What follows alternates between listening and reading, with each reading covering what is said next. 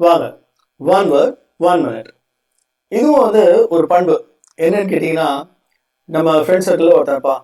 அவன் எவ்வளோ வேலை செஞ்சாலும் சரி, அவன் டயர்டே ஆக மாட்டான். எப்பவுமே எனர்ஜியோட இருப்பான்.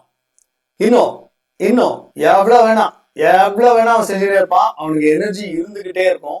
அவன் டயர்டே ஆக மாட்டான். இந்த மாதிரி இந்த டயர்டே ஆகாம இருக்கிற அந்த ஒரு தன்மை இருக்கு இல்லையா, அதுக்கு ஒரு ஆங்கில சொல் இருக்கா அப்படின்னா இருக்கு. அதான் indefatigable.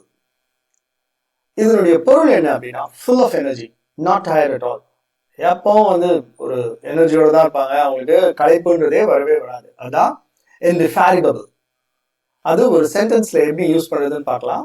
Despite playing for more than 15 hours, இந்த வெயில்ல 15 மணி நேரம் விளையாண்ட பிறகும் ராகுல் Dravid was indefatigable and continued to score runs at a brisk rate.